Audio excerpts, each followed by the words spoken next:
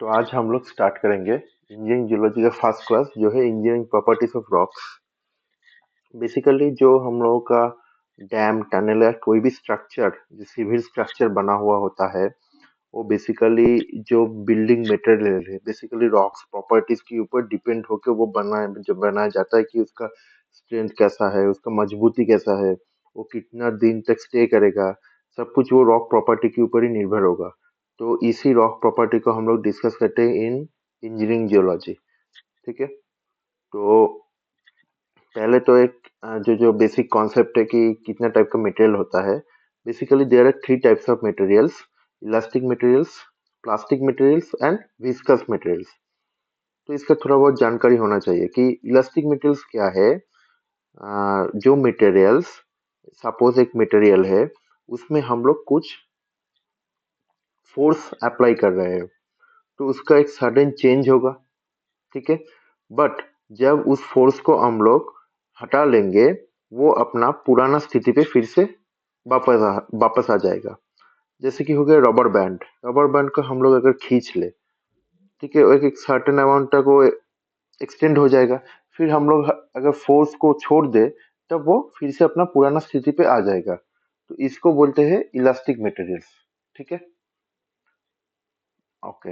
Now आता है कि प्लास्टिक मटेरियल्स क्या है। इसी रबर बैंड को अगर हम लोग बहुत ज्यादा खींच लिया तो उसका एक यील्ड स्ट्रेस पॉइंट होता है, मतलब जितना लिमिट तक वो सहन कर सकता है। आफ्टर दैट आफ्टर दैट क्या होगा कि वो जो मटेरियल है वो पुराना स्थिति पे फिर से वापस नहीं आ पाएगा। ठीक है ना। वो डिफॉर्म्ड होता ही रहेगा, जो कि प्लास्टिक मटेरियल्स दिखाता है। ठीक है। एक सर्टेन लिमिट तक वो इलास्टिसिटी दिखाएगा, पर उस लिमिट के बाद जो और यील्ड स्ट्रेस के बाद क्या होगा कि वो कॉन्टिन्यूस डिफॉर्मेशन होगा, वो वापस पुराना स्थिति पे नहीं वापस आ पाएगा, जिसको हम लोग बोलते हैं प्लास्टिसिटी। ठीक है। और विस्कस मटेरियल क्या है। विस्कस मटेरियल की स्टेप बाय स्टेप उसका डिफॉर्मेशन होता है। ऐसा नहीं कि एक बार में पूरा चेंज हो गया या एक बार में चेंज होने के बाद फिर से पुराना स्थिति पे आ गया, ऐसा नहीं है। स्टेप बाय स्टेप थोड़ा डिफॉर्मेशन होता रहेगा, ग्रेजुअल डिफॉर्मेशन होता रहेगा। तब उसको हम लोग बोलेंगे विस्कस मटेरियल्स। ठीक है। तो जैसे कि इधर देखा जाए तो सपोज एक इस पॉइंट पे इसको फोर्स देना स्टार्ट हुआ। ये गया गया गया गया गया गया, हाँ, इतना तक गया। ये हो गया उसका यील्ड पॉइंट। ठीक है। इसकी बात से वो अपना इलास्टिसिटी जो है वो लॉस्ट करेगा। ठीक है। इलास्टिसिटी जो है वो लॉस्ट हो जाएगा। अभी क्या होगा, परमानेंट डिफॉर्मेशन हो जाएगा। ये वाला पोर्शन में परमानेंट डिफॉर्मेशन हो जाएगा। Permanent deformation. और तो ये वाला पोर्शन हो गया इलास्टिसिटी वाला। अभी स्टार्ट हो गया प्लास्टिक रीजियन। ठीक है।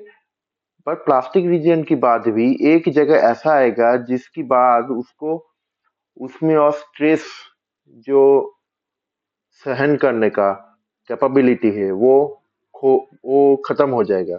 तब वो क्या होगा, टूट जाएगा या ब्रिटल हो जाएगा, या ब्रिटल हो जाएगा। ठीक है।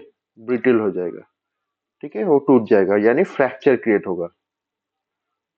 तो पहले था इलास्टिक, फिर प्लास्टिक, फिर ब्रिटल। ठीक है। अच्छा। अभी कुछ कुछ बेसिक कॉन्सेप्ट को देख लेते हैं कि क्या एक्सटेंशन क्या होता है, स्ट्रेच क्या होता है, क्वाड्रेटिक इलोंगेशन क्या होता है। ठीक है। तो सपोज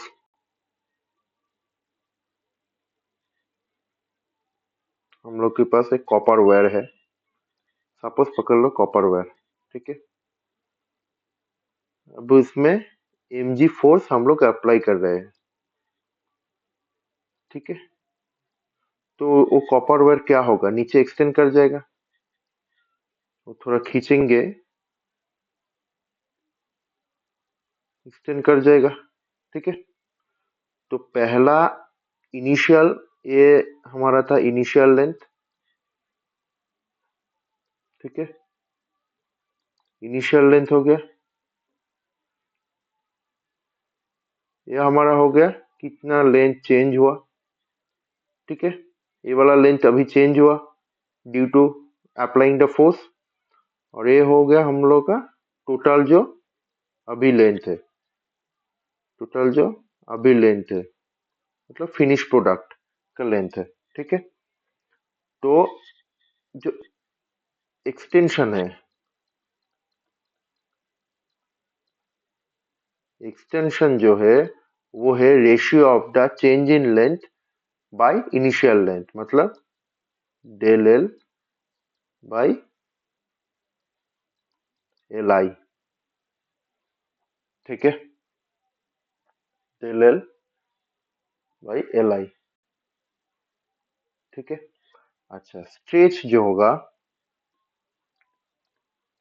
स्ट्रेच जो होगा वो होगा अभी जो फिनिश लेंथ है बाय एल आई।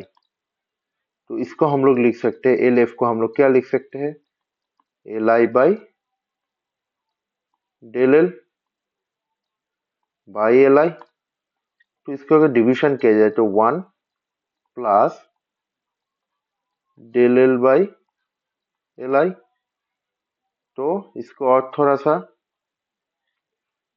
इलाबोरेट करेंगे तो 1 प्लस ई हो जाएगा, ई मतलब एक्सटेंशन, ये जो है ये ई से डिनोट होता है, एक्सटेंशन। और जो इलोंगेशन है, elongation,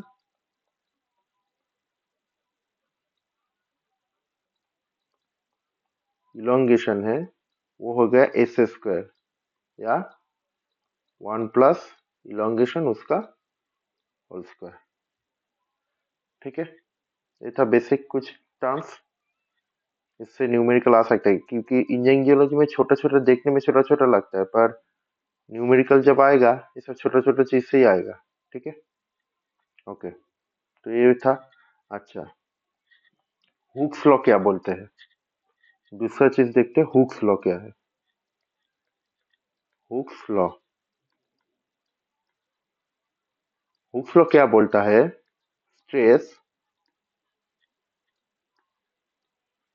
directly proportional to strain. ठीक है, अभी स्ट्रेस स्ट्रेन क्या होता है, स्ट्रेस होता है यूनिट एरिया में हम लोग कितना फोर्स अप्लाई कर रहे हैं, stress equal to F by A. Unit area में हम लोग कितना फोर्स अप्लाई कर रहे हैं उसको बोलते हैं स्ट्रेस। और स्ट्रेन है वो स्ट्रेस अप्लाई करने के बाद उस ऑब्जेक्ट में क्या डिफरेंस आया, मींस सपोज जैसे कि इधर अगर देखा जाए तो इधर जो था पहले एल आई उसका लेंथ था। ठीक है, फिर उसका डेल एल चेंज हो गया, तो स्ट्रेन उसका हुआ del L by L I, ये हो गया उसका स्ट्रेन। ठीक है, मतलब due to the action of stress how much deformation takes place in any object, it is called a strain, means stress is the action and strain is the basically result। तो इसको बोलते हैं Hooke's law. ठीक है, अगर इसको elaborate करें तो stress equal to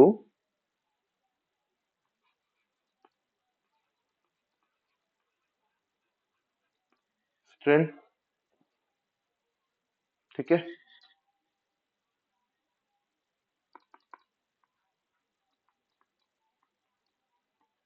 stress by strain, जब छोटा अमाउंट का कुछ डिफॉर्मेशन प्रोड्यूस होगा, ठीक है, जैसे कि हो गया F by A divided by strain का होगा del L by L I, तब इस म्यू को हम लोग बोलेंगे यंग मॉड्यूलस। ठीक है, young modulus, simple clear, stress by strain, उधर से आ गया हम लोग का यंग मॉड्यूलस, म्यू ही कुछ भी से इसे डिनोट किया जाता है। अच्छा, फिर आता है बल्क मॉड्यूलस। बल्क मॉड्यूलस क्या है?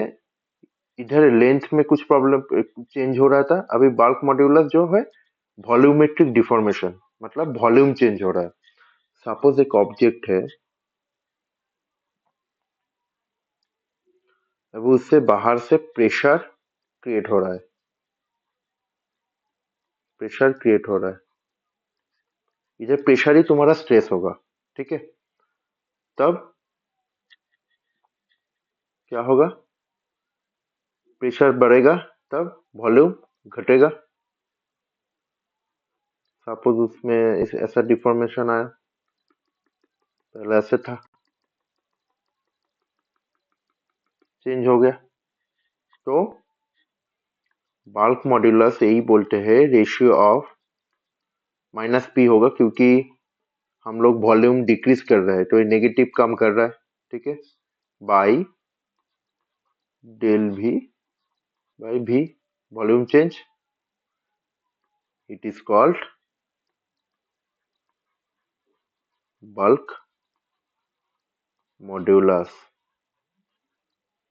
ठीक है। ये सब छोटा छोटा देखने में फॉर्मूला लग रहा है, पर ये सबसे बहुत बड़ा बड़ा न्यूमेरिकल आ सकता है। और 1/b मतलब reciprocal of bulk modulus is called compressibility, compressibility, ठीक है। वो बोलते हैं कॉम्प्रेसिबिलिटी, कॉम्प्रेसिबिलिटी के ऊपर न्यूमेरिकल भी आया हुआ है, ठीक है। तो पहले बल्क मॉड्यूलस निकलना पड़ेगा, फिर कॉम्प्रेसिबिलिटी। अच्छा, और एक चीज है पॉइजन्स रेशियो। पॉइजन्स रेशियो क्या है?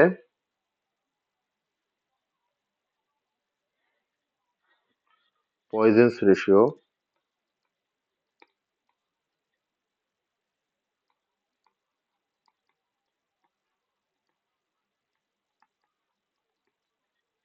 पहले लिख देता हूँ। लैटरल स्ट्रेन बहुत इंपॉर्टेंट है, ये सबसे 1 मार्क का न्यूमेरिकल आ सकता है, बाय लॉन्गिट्यूडिनल स्ट्रेन।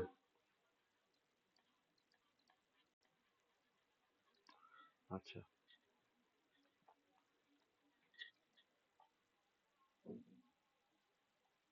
तो सपोज हम लोग के पास ऐसा एक ऑब्जेक्ट है,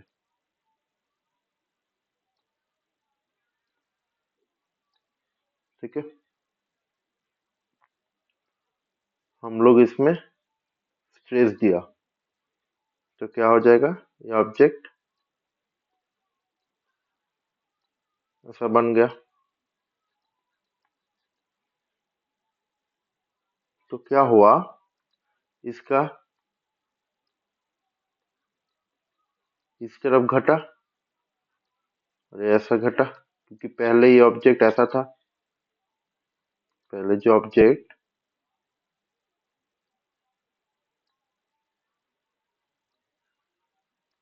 ऐसा था, ठीक है। तो ये हो गया इसका लॉन्गिट्यूडिनल स्ट्रेन, मतलब कितना लॉन्गिट्यूडिनल स्ट्रेन कितना चेंज हुआ, डिफॉर्म्ड हुआ, ये हुआ लैटरल स्ट्रेन,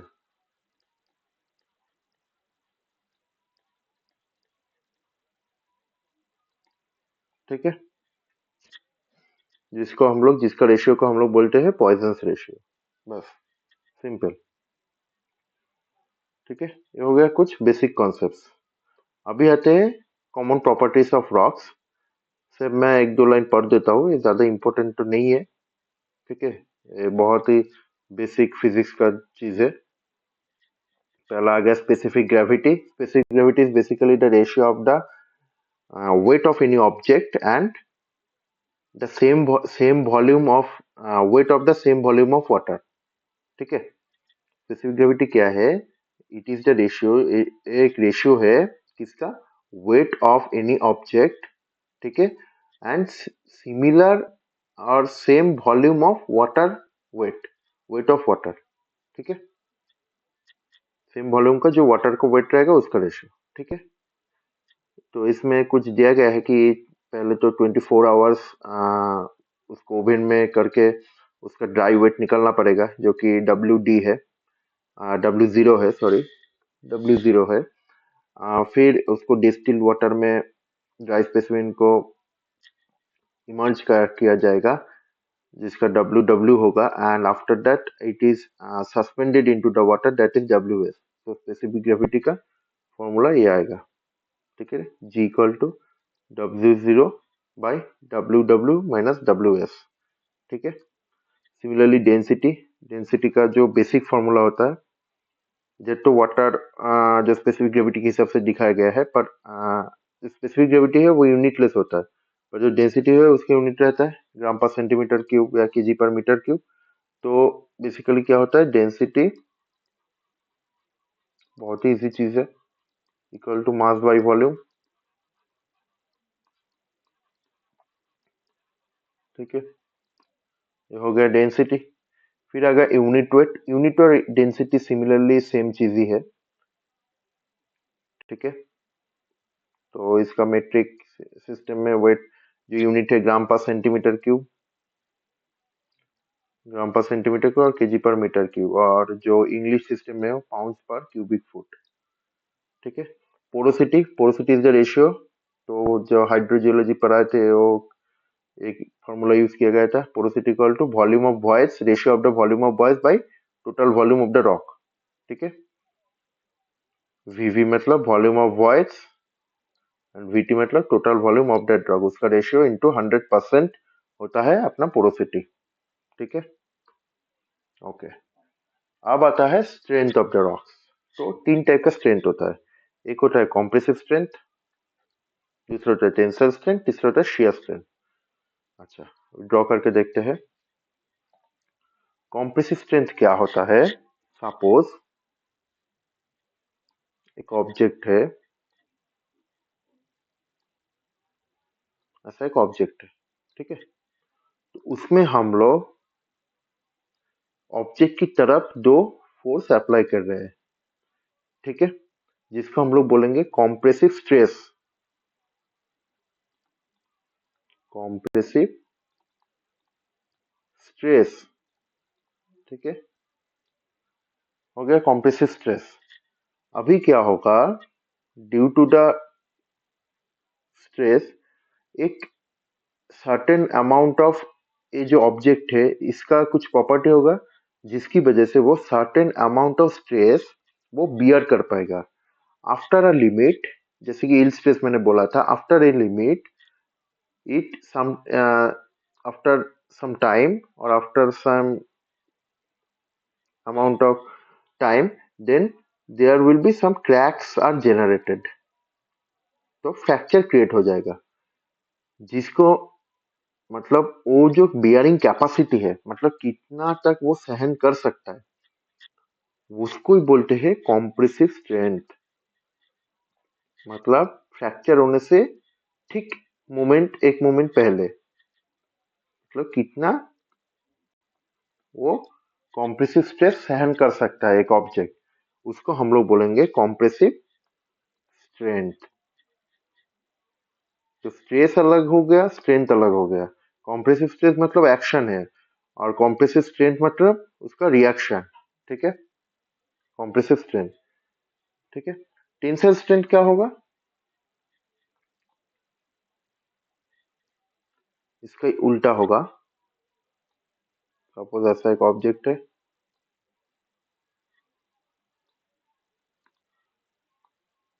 ऑपोजिट डायरेक्शन में फोर्स अप्लाई हो रहा है, ठीक है, जिसको बोलेंगे टेंसाइल स्ट्रेस, टेंसाइल स्ट्रेस, ठीक है। बट टेंसाइल स्ट्रेस अप्लाई करने के बाद एक सर्टेन अमाउंट के बाद उधर भी फ्रैक्चर जनरेट होगा। तो फ्रैक्चर जनरेट होने से ठीक पहले ही जो स्ट्रेंथ वो रहता है, मतलब जितना तक वो बियरिंग कर सकता है, उसको हम लोग बोलेंगे टेंसाइल स्ट्रेंथ, ठीक है। और एक हो गया शियर स्ट्रेंथ, और एक हो गया शियर स्ट्रेंथ।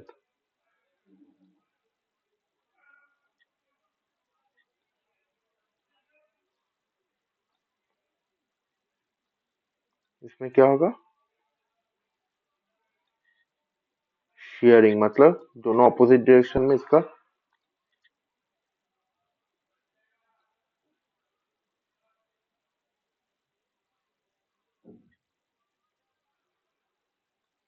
मूवमेंट हो जाएगा।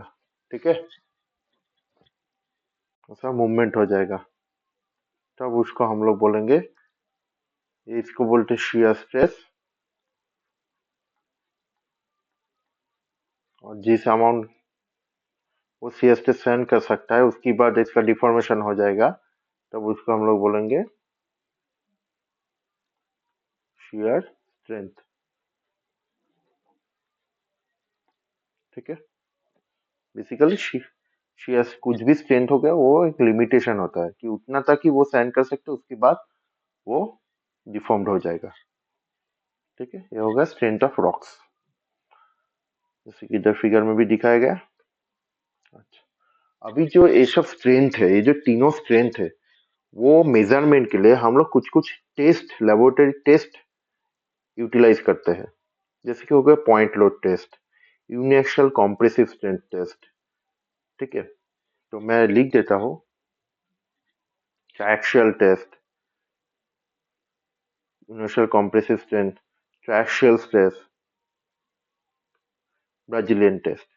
ठीक है, तो ये थोड़ा सा नोट कर लेंगे।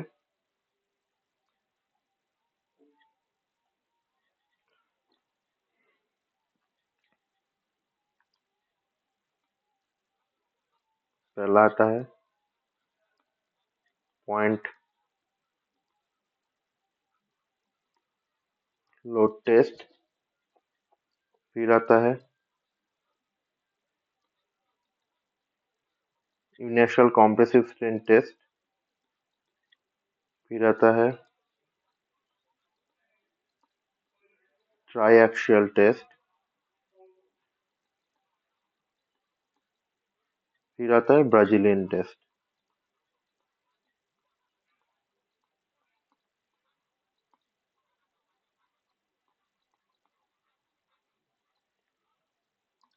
तो इसमें कॉम्प्रेसिव,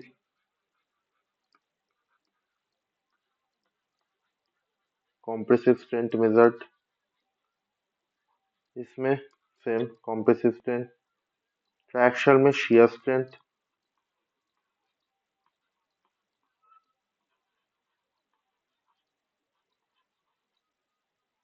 और ब्राजीलियन में टेंसाइल स्ट्रेंथ मेजरमेंट होता है। ठीक है, ये अच्छे से याद रखना है। ओके, तो पॉइंट लोड टेस्ट में क्या होता है? जो पॉइंट लोड टेस्ट एक मशीन होता है, इधर पॉइंट लोड टेस्ट, तो एक पॉइंट इधर अगर देखा जाए तो एक पॉइंट है, एक पॉइंट है, एक पॉइंट है, इस दोनों के बीच में ऐसा रॉक मास को रखा जाता है, फिर उसमें प्रेशर दिया जाता है दोनों तरफ से, और फ्रैक्चर जो है इसका अलोंग, इसके अलोंग ही होता है, फोर्स के अलोंग ही होता है। ठीक है, जो लोड आता है वो लोड के अलोंग ही होता है। ठीक है, और ये उसका डायमीटर रहता है, ये इसका डाया रहता है। ठीक है, तो वही दिया गया है, point load index takes P equal I S equal to P into D square. ठीक है, ये हो गया पॉइंट लोड इंडेक्स जिसको बोलते हैं। अभी पॉइंट लोड इंडेक्स से हम लोग कॉम्प्रेसिव स्ट्रेंथ निकाल सकते हैं, जिसका फॉर्मूला है I C equal to 14 plus 0.175 D into I S. D का है, डी का मतलब है जो डायमीटर है। ठीक है, तो 14 प्लस 0.7, अभी देखो इधर दिया गया है कि डी मतलब डिस्टेंस बिटवीन जो कॉनिकल प्लेटेंस होता है, इसको बोलते हैं प्लेटेंस। ये जो है इसको बोला जाता है प्लेटेंस। ठीक है, प्लेटेंस, तो इन दोनों का जो डिस्टेंस होगा वही तो डायमीटर भी होगा ना। ठीक है ना, वही लिखा गया है। तो I S equal to P by D square, और उससे हम लोग यूनिएक्सियल कॉम्प्रेसिव स्ट्रेन भी निकाल सकते हैं, 14 plus 0.175 into D into I S. I S मतलब जो हम लोग का पॉइंट लोड इंडेक्स निकाल निकलेगा। ठीक है। अच्छा, अभी आते हैं यूसीएस टेस्ट। यूसीएस टेस्ट में क्या होता है, पहले तो ये कॉम्प्रेसिव स्ट्रेंथ निकालने के लिए यूज किया जाता है। दूसरा बात है कि सिलिंड्रिकल कोर हम लोग यूज करेंगे, और उसका लेंथ जो होगा डायमीटर से 2 to 2.5 टाइम्स बड़ा होगा। मान लीजिए पहले तो ऐसा एक कोर यूज होगा। ठीक है, सपोज इसका डायमीटर है 54 मिलीमीटर, तो लेंथ होना चाहिए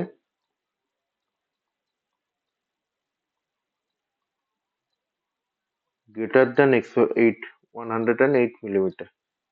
ठीक है, जो लेंथ ग्रेटर देन 108 मिलीमीटर होना चाहिए। ठीक है, इसका जो अपर और लोअर पार्ट रहेगा, ये वाला पार्ट और ये वाला पार्ट, वो पूरा स्मूथ होना चाहिए। ठीक है, और इसको क्या किया जाता है, इसका जो फोटो में दिखा जाए तो ऐसा, ये जो लोड है, ये जो प्लेटेंस है, इधर एक लोड आएगा, इधर एक लोड आएगा, अभी धीरे धीरे धीरे धीरे इसका भी मूवमेंट होगा और इसका भी मूवमेंट होगा, और रॉक के ऊपर प्रेशर आएगा। ठीक है, प्रेशर आएगा तब वो ऐसा करके क्रैक जनरेट करेगा। ठीक है, ऐसा क्रैक जनरेट करेगा। ठीक है, दो टाइप का क्रैक जनरेट कर सकते हैं, टू इंटरसेक्टिंग क्रैक्स हो सकता है, और parallel to semi parallel crack भी हो सकता है। ठीक है, और इसका जो मतलब है कॉम्प्रेसिव स्ट्रेंथ का जो यूसीएस टेस्ट का जो फॉर्मूला है वो है sigma equal to P by A. P जो लोड आ रहा है वो, मतलब जिस लोड पे वो फ्रैक्चर क्रिएट करेगा वो लोड, बाई एरिया। एरिया मतलब pi into D by two whole square. ठीक है,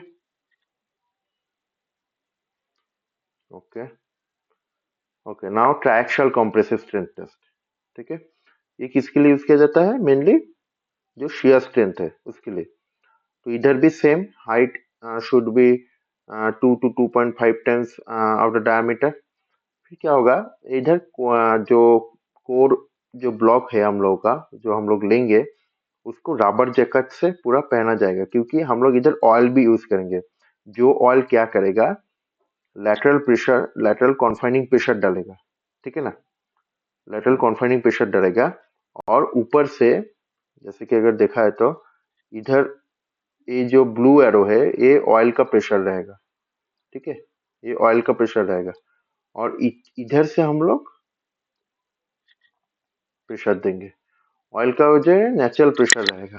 ठीक है, नेचुरल प्रेशर रहेगा, लेटरल कॉन्फाइनिंग प्रेशर रहेगा, और एक वर्टिकल एक्सियल प्रेशर रहेगा जो कि ऊपर से आएगा। ठीक है, जो प्लेटेन से आएगा। ठीक है, तो इधर हम लोगों को क्या क्या चाहिए होता है, एक होता है कोहेशन, एक होता है internal angle of friction. Cohesion मतलब जो इंटरनल, जो रॉक का जो इनहेरेंट स्ट्रेंथ है, मतलब रॉक के अंदर जो पार्टिकल रहता है उन उनमें से उनका भी स्ट्रेंथ रहता है। ठीक है ना, जिसको हम लोग उसका जो इंटरमोलिक्यूलर जो अट्रैक्शन होता है, इंटरमोलिकुलर जो अट्रैक्शन होता है, उसकी वजह से एक स्ट्रेंथ क्रिएट होता है इनहेरेंट, जिसके लिए बाहर से कोई स्ट्रेंथ की जरूरत नहीं रहता, उसको हम लोग बोलते हैं कोहेशन।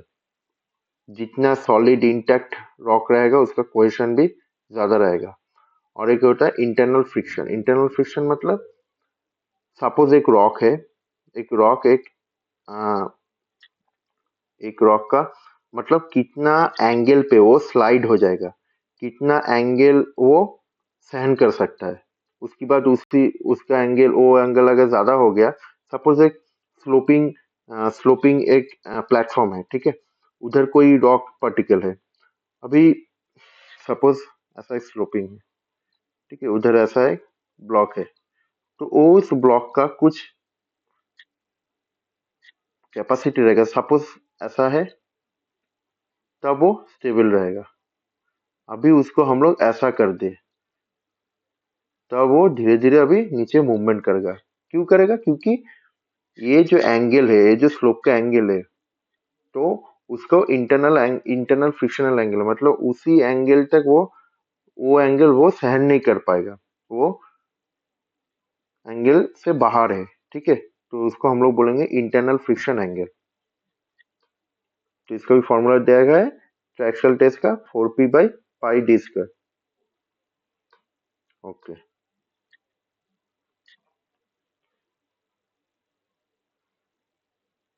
तो ट्रैक्शनल टेस्ट से हम लोगों का जो आएगा कॉम्प्रेसिस्टेंट, वो हम लोग कोहेशन और इंटरनल फ्रिक्शन से बिठाएंगे, फिर कूलम्ब फ्रैक्चर जो फॉर्मूला रहता है उधर बिठाएंगे, तो हम लोगों का शियर स्ट्रेस वैल्यू आ जाएगा, ठीक है। ओके, नेक्स्ट आता है ब्राजीलियन टेस्ट। ब्राजीलियन टेस्ट में क्या होता है, हम लोग पहले ही बोले कि इधर टेंसल स्ट्रेंथ को मापा जाता है, और इसको क्या कहते हैं, इसको ऐसे करके रखते हैं। अच्छा, इसका एक इम्पोर्टेंट पॉइंट है कि इसका जो डायमीटर रहेगा वो बड़ा रहेगा लेंथ से, ठीक है, ऐसा। ये हो गया लेंथ, और ये हो गया उसका डायमीटर, ये हो गया उसका diameter. Diameter always greater than length, ठीक है, ये हमेशा याद रखना है। ये पूरा उल्टा है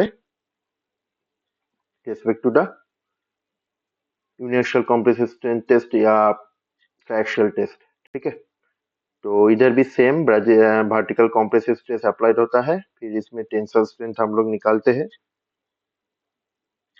क्योंकि अगर इधर प्रेशर रहेगा तो हाँ, वो इधर इधर हटने का कोशिश करेगा, तो तब क्रैक क्रिएट होगा, टेंसाइल क्रैक्स क्रिएट होगा, ठीक है। ये दो प्लेटेंस है, ठीक है, इधर प्रेशर देगा, तो ब्राजीलियन टेस्ट, इसको बोलते हैं ब्राजीलियन टेस्ट। इसका जो फॉर्मूला है 2p/πdl, ठीक है, हो गया। तो ये डिफरेंट डिफरेंट जो रॉक से उसका प्रॉपर्टीज है कॉम्प्रेसिव स्ट्रेंथ का, ठीक है। कॉम्प्रेसिव स्ट्रेंथ का प्रॉपर्टी है, जैसे कि बेसल का कॉम्प्रेसिव स्ट्रेंथ है 1 किलोग्राम पर सेंटीमीटर क्यूब में दिया गया है। बेसल का हो गया 1410 to 4550 kg/cm³। इतना उनका डेंसिटी सर कॉम्प्रेसिव स्ट्रेंथ दिया गया है हर एक रॉक का, ठीक है, डिफरेंट डिफरेंट रॉक का। ओके, अभी आते हैं कि अभी हम लोग रॉक का स्ट्रेंथ जान ले कि क्या क्या स्ट्रेंथ होता है, क्या रॉक रॉक का प्रॉपर्टीज क्या होता है।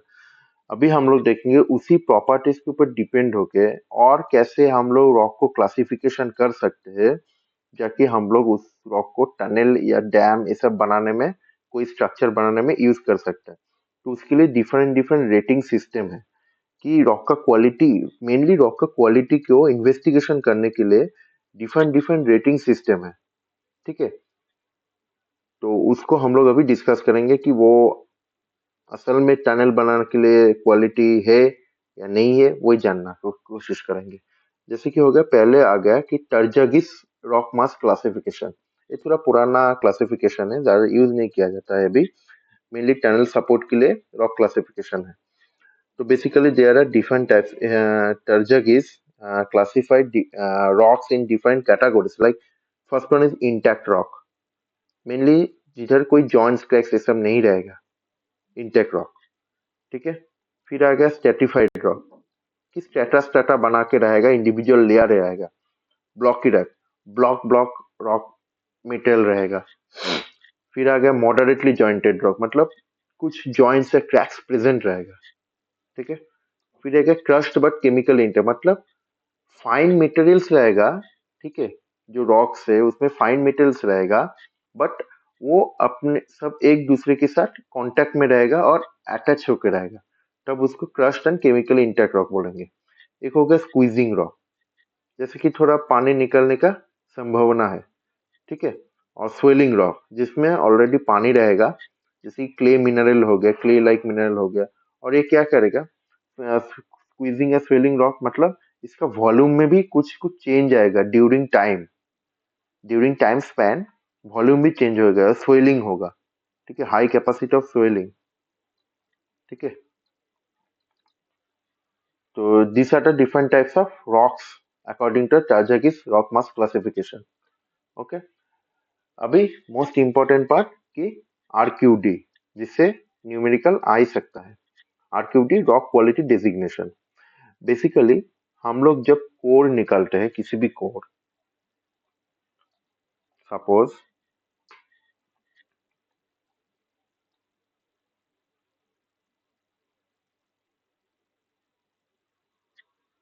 ऐसा कोर, अभी उसमें क्या होता है, टूटा टूटा रहता है, ऐसा इधर एक टूटा, इधर एक, ऐसा टूटा रहता है। ठीक है, थोड़ा गलत किया, डिफाइन साइज का होगा, ऐसा, ऐसा, ऐसा। ठीक है, तो आरक्यूडी का कॉन्सेप्ट क्या है? अच्छा, पहले तो इसका मिली सेंटीमीटर में लिख लेते हैं। इसका एक, इसका पकड़ लेते हैं 20 सेमी, इसका पकड़ लेते हैं 6 सेमी, इसको पकड़ लेते हैं 15 सेमी, इसको पकड़ लेते हैं 30 सेमी,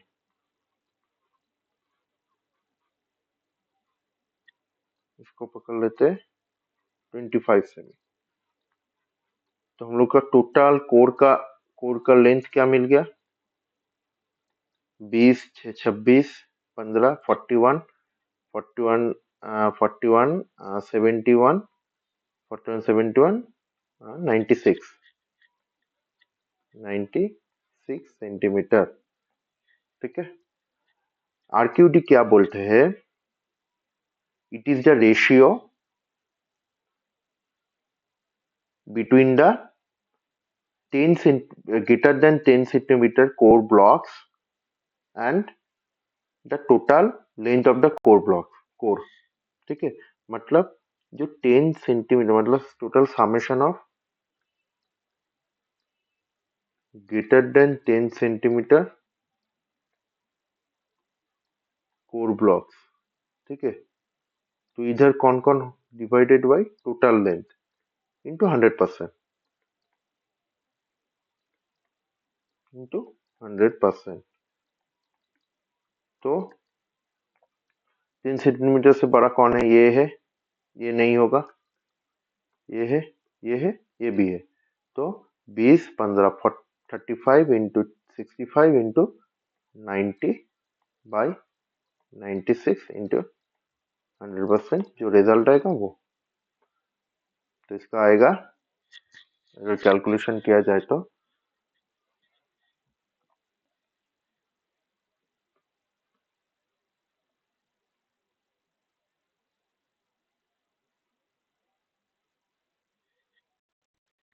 90 बाई 96, मतलब 93.75%, मतलब 93.75%।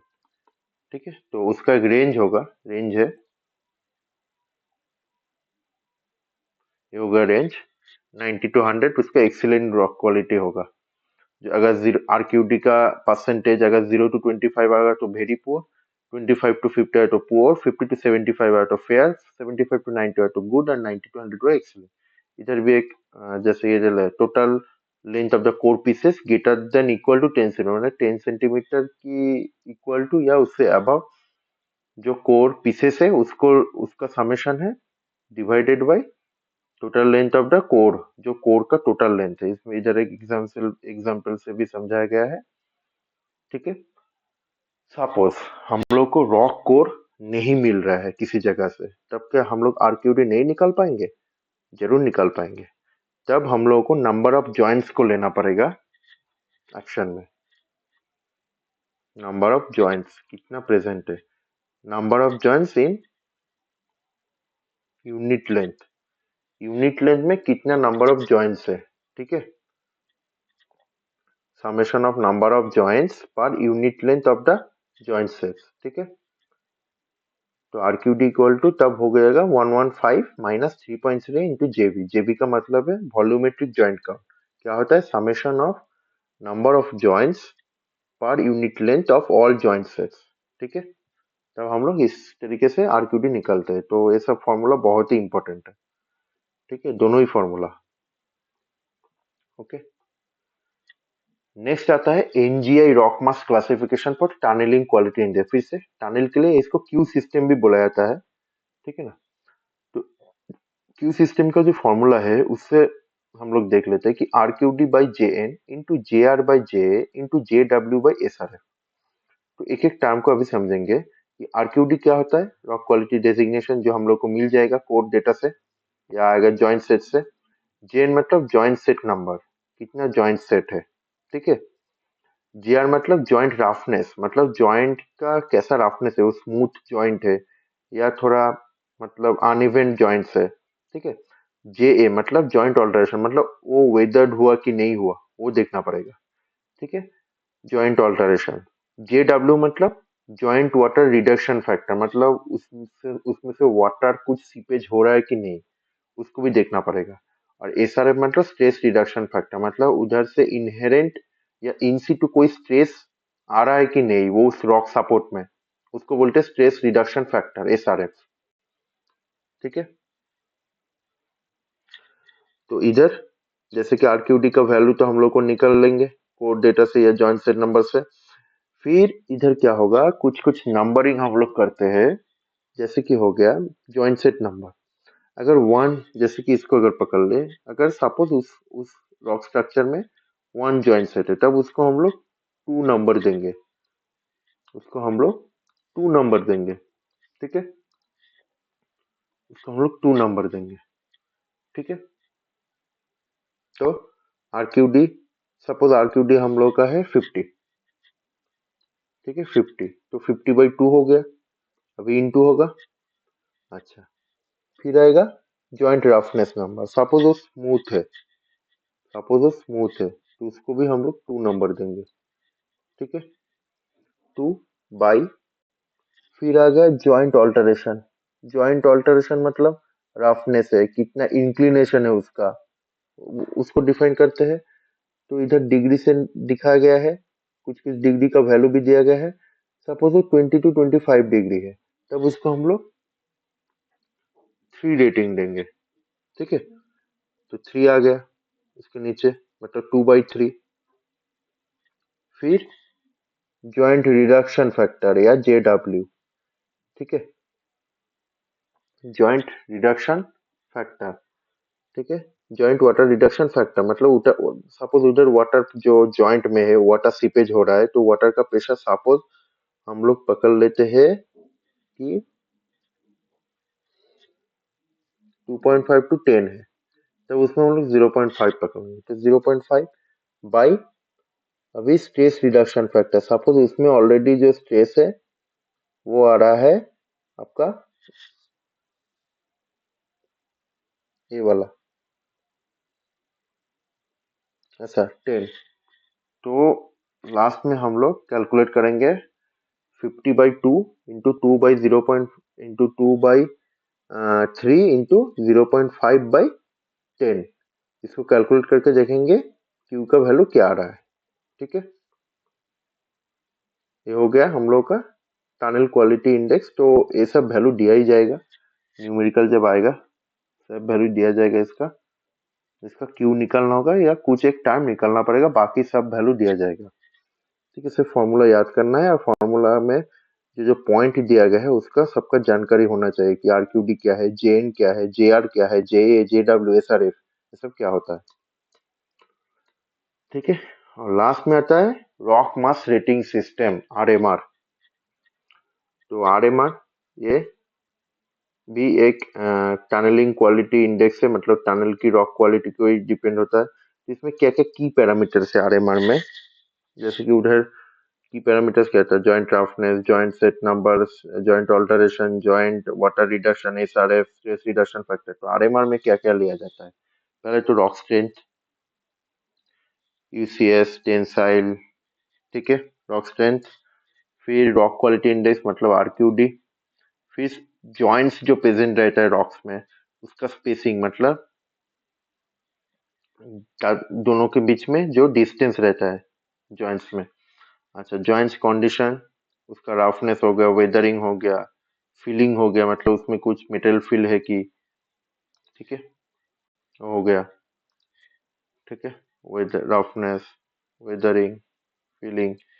फिर हो गया ग्राउंड वाटर कंडीशन, मतलब वाटर सीपेज हो रहा है कि नहीं, वो भी देखना पड़ेगा।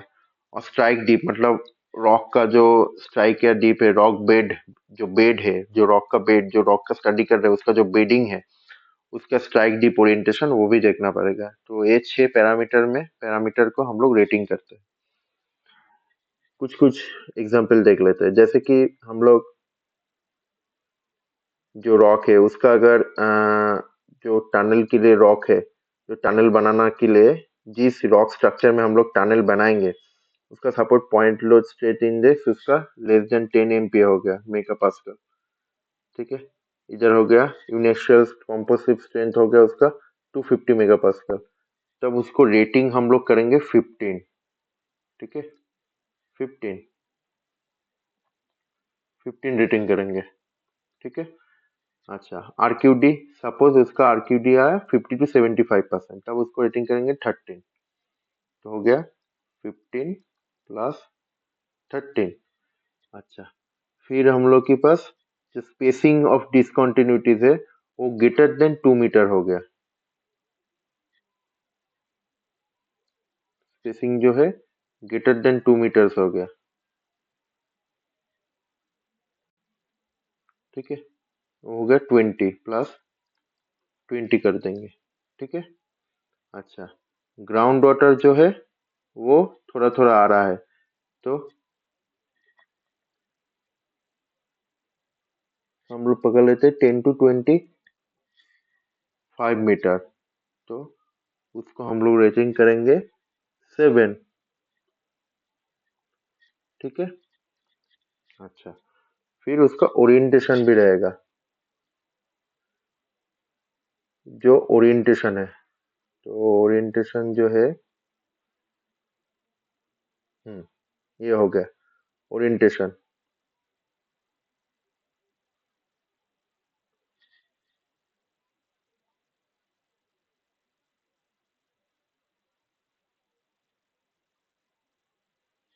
अच्छा, ओरिएंटेशन पहले तो इधर से देखना पड़ेगा। सपोज डीप जो है 20 to 45 डिग्री विथ ड्राइव, मतलब ड्राइव की तरफ।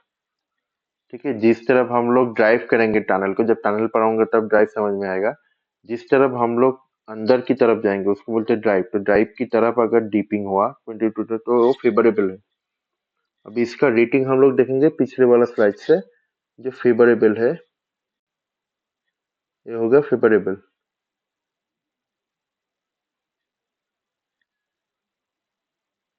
ठीक है, ये हो गया फेवरेबल टनल्स के लिए। ठीक है, -2। तो इधर हम लोग -2 करेंगे।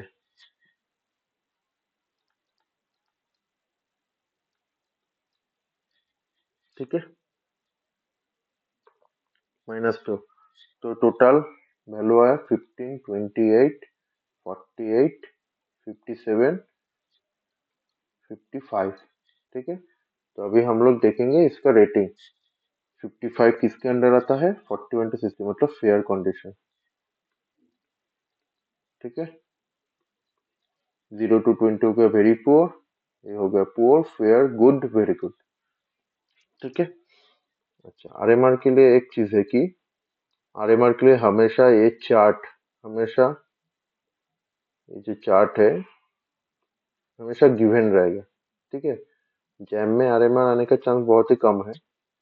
ठीक है, और अगर आएगा भी, ये सब डेटा दिया ही जाएगा, सिर्फ आरएमआर निकालना पड़ेगा। तो वो आने का चांस बहुत ही कम है। इसे सेमेस्टर के लिए इम्पोर्टेंट है आरएमआर। पर आरएमआर का कॉन्सेप्ट याद रखना है कि इससे एमसीक्यू आ सकता है कि क्या क्या पैरामीटर्स है। ठीक है, क्या क्या पैरामीटर्स है, वो बहुत ज्यादा इम्पोर्टेंट है।